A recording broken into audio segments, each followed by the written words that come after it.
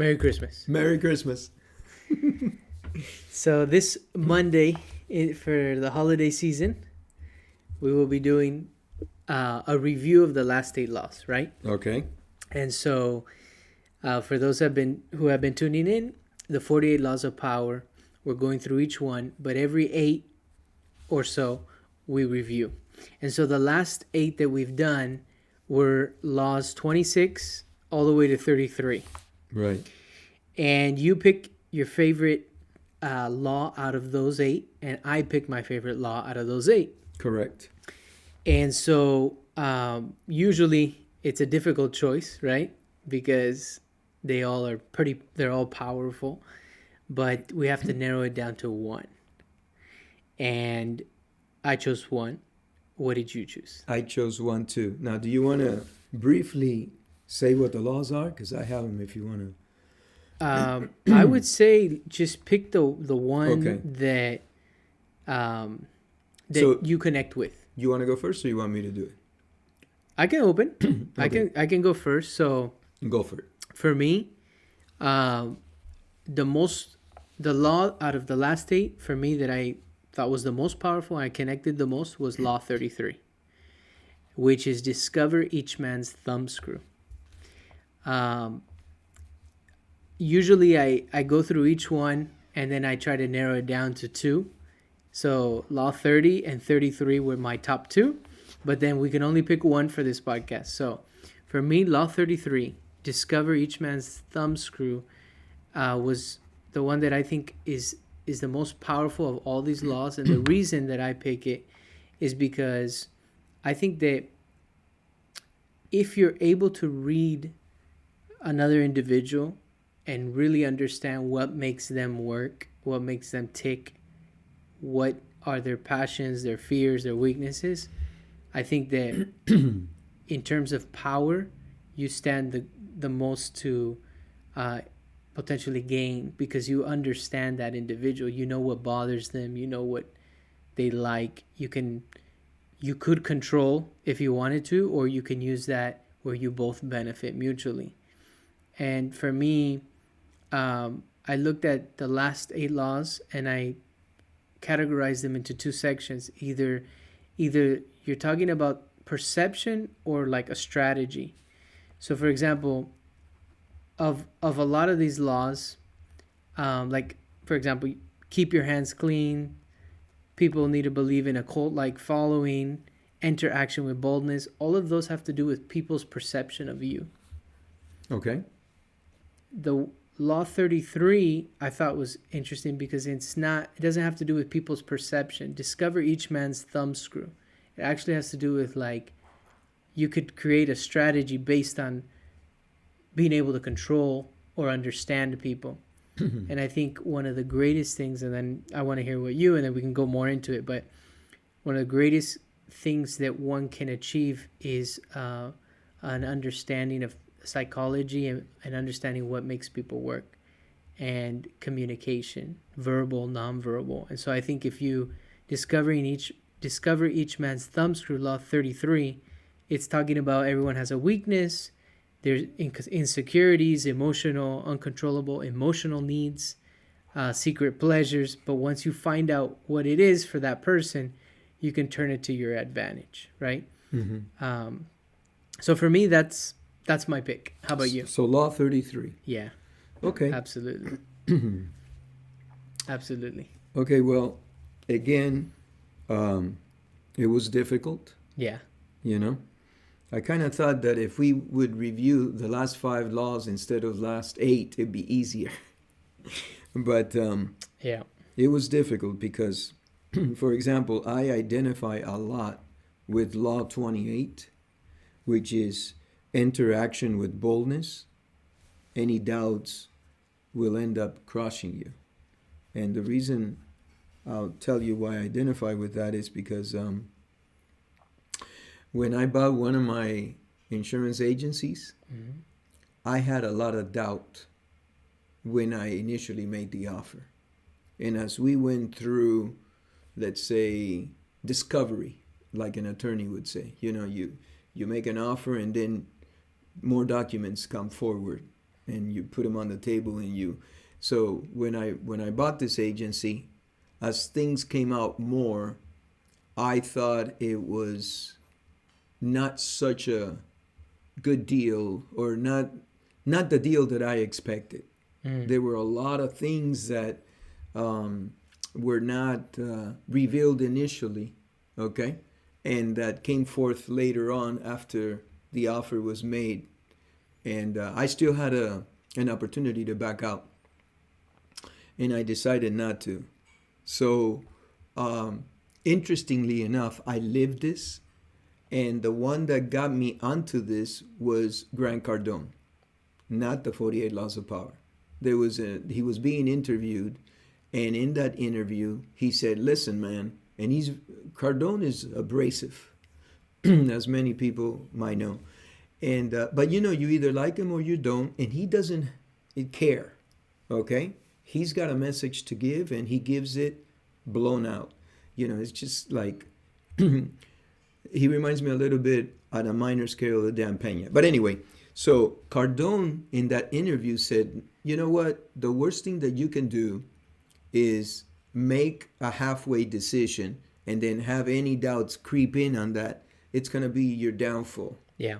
He was referring to, I think, a property that he was trying to purchase, and I think he backed out or something like that, and he didn't get it, and he regrets it, okay, or something like that.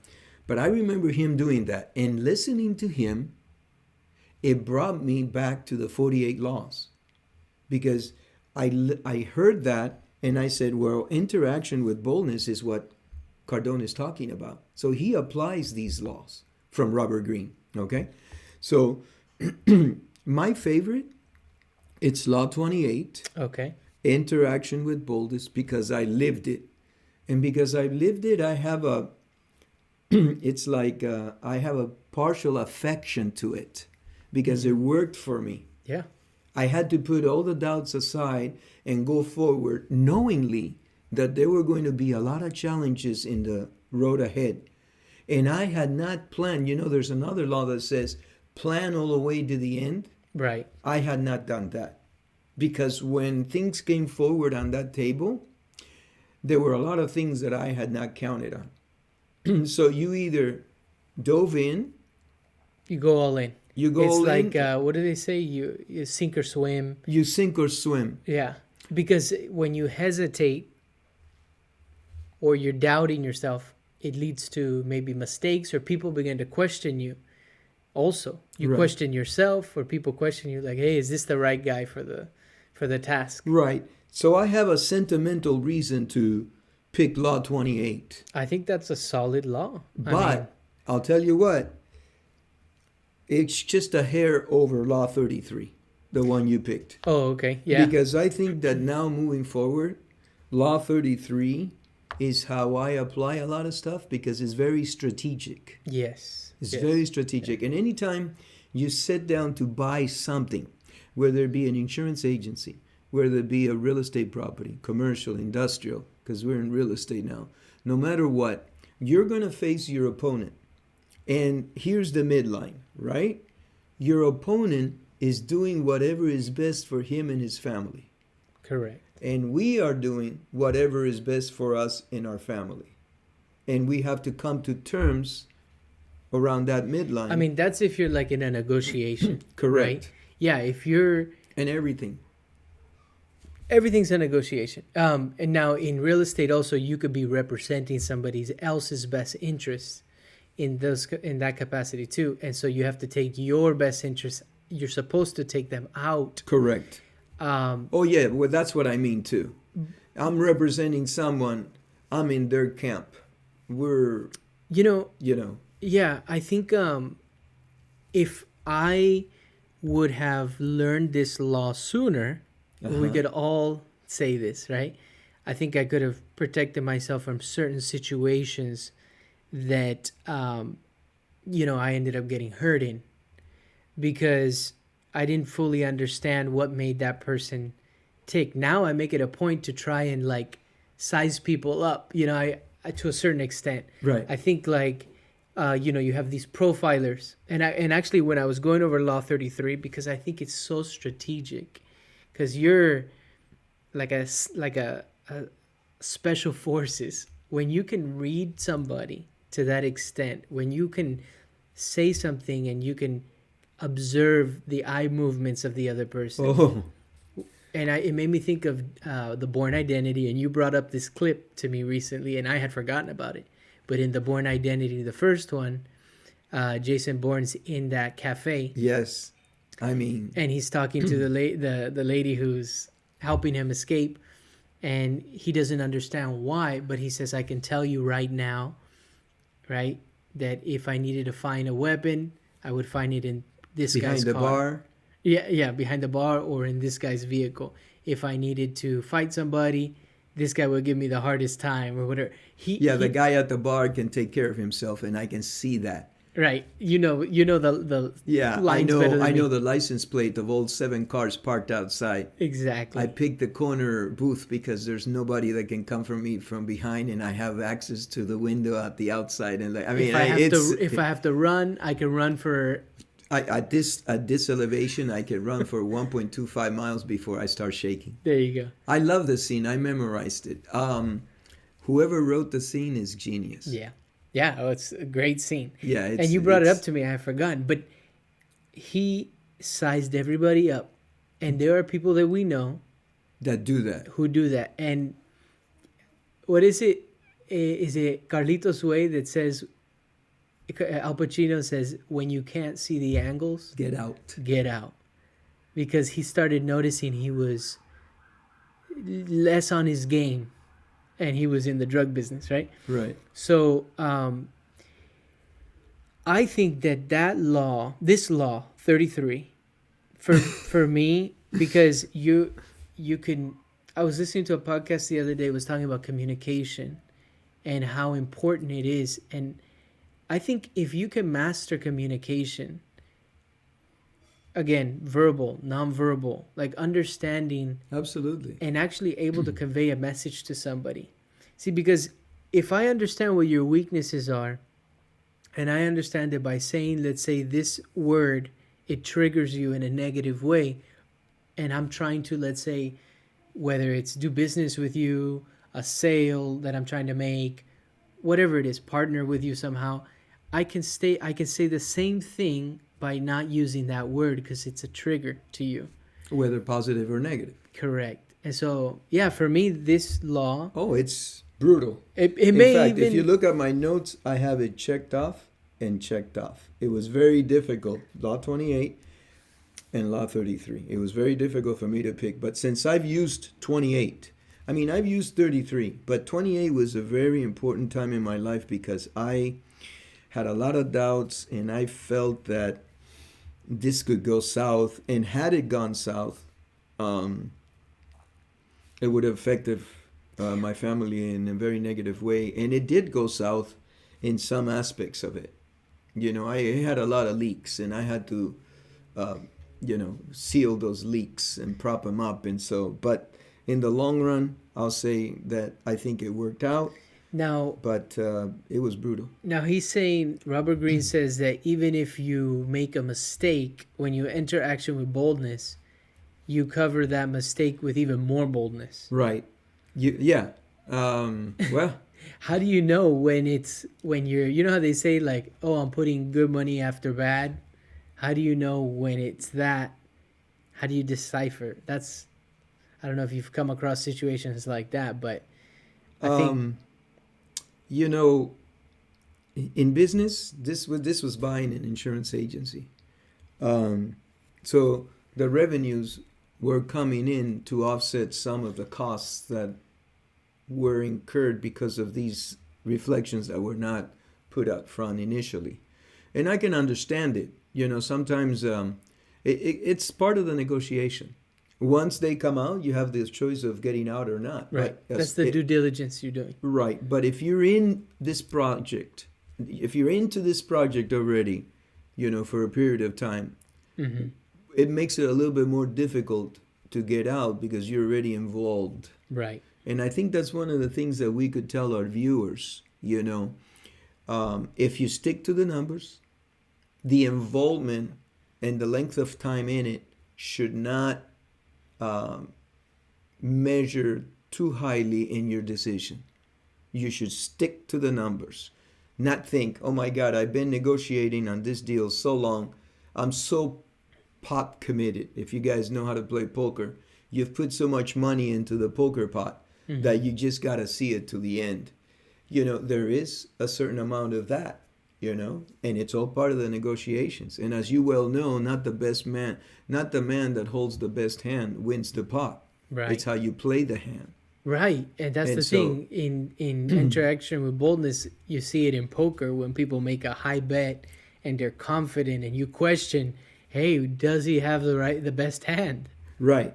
So I definitely like it. I Yeah, didn't pick it because 28, I have an emotional affiliation yeah, with it. It's like a long lost son or something like that. yeah, Because I've used it, and it was, you sometimes you can't, because you think you can go to someone for advice, but you can't, because you just can't. They don't know all the ins and outs of that. And when you're getting involved in the yeah, purchase of a business, 9 times out of 10, they're gonna give you not a covenant to compete, but a privacy.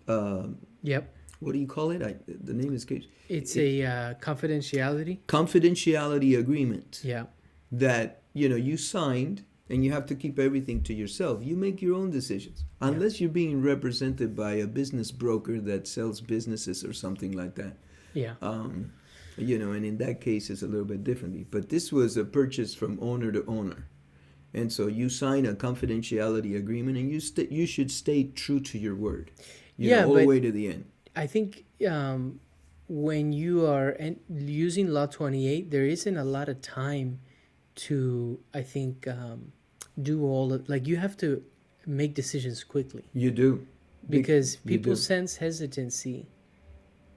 and that's a It could weaken your weakness. position. Yeah. Right. Yeah. Correct. So you have to know already going in. It's like some people know already, like we're talking about different investments in real estate, and some people, from the moment that you tell them the price, what the work's needed, etc., like it's a yes or no immediately. Right. They don't need to see inspections. They don't need to see all kinds of, they can yes or no immediately. Yes, of course, they're going to do their due diligence, Right. but they understand a formula already down so well. Like you said, you stick to your numbers, you can make decisions quickly. Correct. And that's the thing, I think, in many situations, business deals, the person who can make decisions quickly, good decisions, wins. Yes, but as you grow, okay, intellectually, or as you grow in experience in doing all these deals, the only way to grow is by getting involved, by pulling the trigger, as I say, and getting involved in the business. Okay, if you're Sure. measuring way too many things, then you get that paralysis by analysis that they say, and you don't do it. But one of the things that I can say is that, for example, in another instance, in another piece of business that I was buying, I went to someone to ask for advice, and that I gave them very vague and general ideas of it, and they gave me their 2 cents. And then they said, well, who's the person, or what is the business that you're buying? Who's the person that's selling to you, or whatever? And I thought that that was an improper question. And so I said, I'm sorry, I'm not at liberty to say because I signed a confidentiality agreement. The reply that came back was, oh, so you're willing to call me to ask me for my advice, but when I ask you who it is, you're not willing to share that with me. Wow. That was the reply. And I said, yes, that's correct. And he says, okay, I understand, no problem. We talked a little longer, we hung up. I was never able to speak to that person again. Interesting. So the moral of the story is, you, to a great extent, are on your own. You're on your own, no matter what. Yeah. And that bothered me for quite a while until I read one of the Stoic books from Epictetus. Epictetus? Epictetus. And I was able to let that go because that bothered me for a while. Yeah, that's And so um, the moral of the story is do the best you can with what you've got. yeah. I mean, there's could be many things involved there. It could be jealousy, envy. It could be just curiosity. It could be, maybe they had certain feelings towards you, potentially growing more. I mean, who knows? There's a Yeah. lot that Well, goes that in there. person was a giant compared to me, Yeah. but at that time, but that person felt that because I reached out for help, they had the right to ask me who it was, and I Yeah. felt that was crossing the line. So Yeah. I also read that the most powerful word in in the English language, and thereby in any language, the most powerful word in any language in the world is the word no. Hmm. No. No. You just don't cross that line. If somebody asks you something imprudent, okay, imprudente, then you tell them, I'm sorry, Yeah. If you're not comfortable with I'm it. not comfortable answering Yeah. that. And hold on, steadfast to your horses, and Yeah. don't let yourself be, I don't know if you can call that bullied or not, but pushed around. Yeah. You Yeah. know? Pressured. Yeah, pressured Um. into an answer. But I remember that, and that Yeah. came out. Yeah. But Law 28 is mine, and Law 33 is yours. Yeah. I with Law 33. Um. We're still in sales, but when I was selling life insurance and retirement accounts, and I would meet with somebody who I'd never met with before. It was a pre-screened appointment over the phone, and then I would meet with them. I looked at it always as like an adventure, a challenge. Like, how am I going to get this person that I have never met before to give me their bank routing and account number by the end of this meeting? And Wow. the only way that ends up happening, in which it would most of the time, was because first off, a good pre-screening process where you weed out the people that really aren't interested in life insurance, but then second, really understanding what they're interested in and listening to them. And that's one thing in sales. I think that because this Law 33 for me is the strongest one of the last 8, the most powerful one. In sales, we talk about it, people don't listen a lot. They're just blabbing away about their product. But no one really cares about their product. People care about what can you do for me? And that was the challenge every time. I was like, this is an adventure. I don't know how I'm going to get that bank routing and account number. But before the end of this meeting, I'm going to get it. And I had to truly listen. And one of the things in this podcast I'm listening to right now is talking about empathy being so important to communication and sales. But you have to be genuine and actually have empathy for people's situation. Absolutely. Yeah. And so I remember in certain instances, people were sharing some of very serious things, whether, I remember one time I met with a client, her and her husband, we wrote a life insurance policy and everything. And then once the policy got issued, it went through the process of underwriting. She said, "Hey, Mike, I'm ready to meet again. I want to get another life insurance policy just for myself, and I don't want my husband to know about this one." And she wanted it to go to her kids because the first one was going to go to her husband, but she, in her heart, felt, I want to leave money to my kids if something happens to me, and he's giving me a hard time about that, so I'm just going to get a policy without telling him. And And- so, what did you do on that?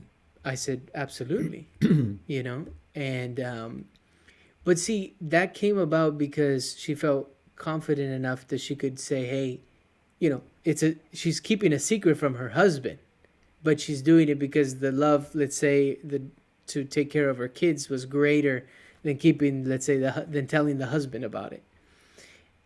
Yeah, we as because I sold some life insurance too, and that's very interesting because you could be, what do you call it? You could be called what is it? Because if the husband ever found out, he could come to you and say, "Well, why did this happen?" And you could say, "Well, this was your wife's wishes." Right, right. Yeah. Well, no, he wouldn't even find out about it. Well, He was if not she passed, involved. he sure would. If she preceded him, he sure would. Well, he was going to go to the kids. Right. Yeah, there's ways that he could find out, but basically, the what I'm getting to is that um, that came about because I began to really hone in on this skill of understanding people Right. and what was important to them, and then addressing it. And so I think if you're in sales or any type of connection with people, you need to have a good set of communication. And Oh, the more you're interested in discovering, see, he uses the word discover each man's thumbscrew. yeah, yeah. So that means you have to be curious to discover. You gotta dig. You gotta dig like those, like Archaeologists. like archaeologists. I was thinking the conquistadors that were looking to discover the world. But yeah, like an archaeologist, you have to be curious. What potentially could be under here? Where are the clues? And follow that. Very cool. Wow. But you have to discover, and you have to have curiosity in other people. I think yours is a great one too. And all of these laws are super powerful. Oh yeah, it's just talk, which one. We could talk all day about them. Oh yeah. The podcast could go on for 3-4 hours. Then nobody would subscribe. Nobody would join. No, Well, I don't know how long you can keep the attention. But we just did a podcast on estate planning, and we were talking about where you should use an attorney to do estate planning, someone that does it full time and is well immersed and versed into the whole thing, right? Yeah. But you could do it on your own, and we equated that to maybe doing surgery on yourself. But there was a point in the podcast where I said, and sometimes, and I said this, you can pulled into things. You got pulled into this as a life insurance Agent. sales professional, Yeah. right? This is a tricky situation when the wife calls you behind the husband's back to say, I want another policy, I want to keep it between us, and it's going to go directly to my kids. Yeah. I remember when I was selling life insurance, making a presentation to both the husband and wife, the wife being 120% for it, and the husband saying, no, I don't want it. Right. I don't want it.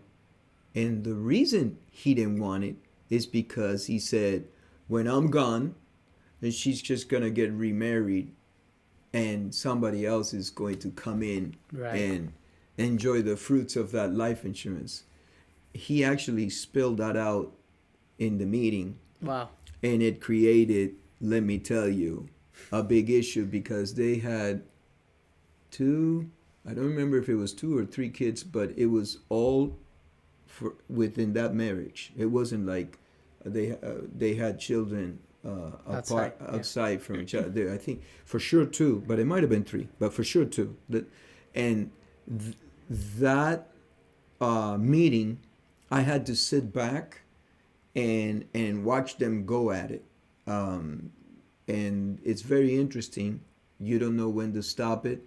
You don't know if you should stop it. And, it created you could, how do they say? You could cut the tension with a knife in the air because she was strong character and she wasn't taking it. And he was strong character, and so they went at it in front of me. It's like they forgot that I was there. And it ensued into a very interesting discussion, an argument. And so, you get pulled into some of these things. And then you got to go into your chest of memories or experiences and do the best you can with what you got. Yeah. And that moment, I let them go at it for a period of time. And then I interjected and said, I think this is not going to get resolved in one sitting. You guys need to talk to each other and come to some terms and then decide what to do. Yeah. The outcome of all of that was that I never, ever wrote the life policy. Oh, wow. I never wrote it. And this is probably 30 years ago or 25 years ago. I mean, a bunch of years ago. I never wrote the policy for the couple. Interesting. Yeah, if it's interesting because in sales, a lot of times we're trained to follow up, but And they stayed together. They had a business. I had the business insured and all this stuff. So, but I never wrote the life policy. And it's not like I didn't ask because I knew it was an open wound. right. But I also knew they needed it. But It was beyond the point of. But I never, and I stayed in touch but because they get policies with me. if we really understood why that gentleman was like that, then you probably eventually would leave it alone because he's not gonna budge unless he has a shattering event that changes his mind on things.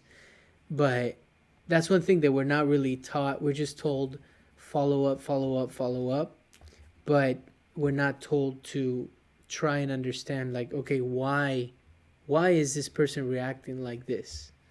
Is it something I can address, or does he have some issues that I can't really help with? Yeah, You know? well, I don't have the expertise to help with the issues that, Maybe not. we need somebody else Yeah. with a background in science, psychology, whatever. I don't know. Yeah. Well, I think to a certain extent, if you're like master at sales, you have to have a very good understanding of psychology. Oh, human nature, Yeah. like that should be our next book of review. The laws of human nature. Yeah, or the 33 laws of It's 33 strategies of war. Yeah. Anything else you want to throw in? No, on our other top than two? we want to wish everyone a Merry Christmas and a Happy New Year. That's why I look somewhat foolish maybe with the thing, but if you find value in our podcast, if you like to subscribe and share with the families, we're trying to grow the channel, and so we're Yep. really proud of it. It's doing all right, but we just want to wish everyone a healthy and prosperous Christmas and New And New Year's. Year. Thank you. All right. All right.